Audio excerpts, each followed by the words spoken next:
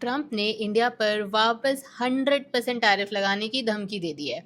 तो हुआ ये है कि यूएस सेनेट ने एक बिल पास कर दिया है जिसके हिसाब से जो कंट्रीज रशिया से ऑयल या गैस खरीदती है उन पे ट्रंप को अप टू 100% एडिशनल टैरिफ लगाने की पावर मिल जाएगी। बेसिकली अमेरिका कहना चाहता है कि रशिया से ऑयल खरीदोगे तो अमेरिकन मार्केट में अपना सामान बेचने की हाई प्राइस पे करने तैयार हो जाओ। अब देखो, रशिया से हमें डिस्काउंटेड रेट पर सस्ता क्रूड ऑयल मिलता है। पिछले साल इंडिया ने अराउंड $134.7 बिलियन का क्रूड ऑयल इंपोर्ट किया, जिसमें से अराउंड 30% रशिया से आया।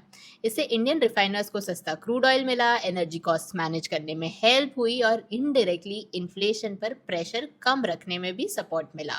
हम अपनी एनर्जी सिक्योरिटी और नेशनल इंटरेस्ट के लिए जहां डील कमर्शियली अट्रैक्टिव है वहां से खरीद रहे हैं। और आयरनी ये है कि अमेरिका का खुद रशिया के साथ ट्रेड कंप्लीटली जीरो नहीं हुआ। यूएस ने Russian crude oil imports ban कर रखे हैं, लेकिन रशिया से कुछ कमोडिटीज और गुड्स का इंपोर्ट अब भी होता है। और यूरोप, रशिया को इकोनॉमिकली आइसोलेट करने की इतनी बातें करने वाला यूरोप भी रशियन एनर्जी से कंप्लीटली डिस्कनेक्ट नहीं हुआ है। तो क्या ट्रम्प के रूल्स सबके लिए सेम है या स्ट्रेटेजिक प्रेशर सिर्फ उन कंट्रीज पर लगेगा जिन्हें यूएस टारगेट करना चाहता है?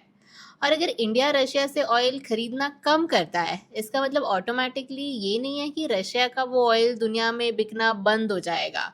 क्योंकि हम नहीं खरीदेंगे तो चाइना अपनी रशियन ऑयल बाइंग बढ़ा देगा, और अगर सच में कोई नहीं खरीदेगा रशिया से तो सप्लाई टाइट होगी और इंटरनेशनल क्रूड प्राइसेस बढ़ सकते हैं। मतलब रशिया को पनिश करने निकले और रिजल्ट क्या निकला? इंडिया का ऑयल बिल बढ़ गया, ग्लोबल कंज्यूमर्स का फ्यूल बिल बढ़ गया और रशिया को हायर ग्लोबल ऑयल प्राइसेस का फायदा मिल गया। और अमेरिका, जो एक तरफ इंडिया को इम्पोर्टेंट स्ट्रेटेजिक पार्टनर बोलता है, दूसरी तरफ ये लोग एक ऐसा फ्रेमवर्क क्रिएट कर रहे हैं जिसमें इंडिया के एनर्जी डिसीजंस को इन्फ्लुएंस करने के लिए इंडियन एक्सपोर्ट्स को टारगेट किया जा रहा है। खैर, फिलहाल इंडिया पर ये 100% टैरिफ अभी लगा नहीं है, बिल को भी हाउस से पास होना है और प्रेसिडेंट के सिग्नेचर तक जाना है। लेकिन अगर ये लॉ बन गया तो हमें ये कैलकुलेट करना पड़ेगा कि रशियन ऑयल से कितनी सेविंग हो रही है वर्सेस यूएस टैरिफ्स की वजह से इंडियन एक्सपोर्टर्स को कितना लॉस हो सकता है, और फिर उस हिसाब से अपना डिसीजन लेना पड़ेगा।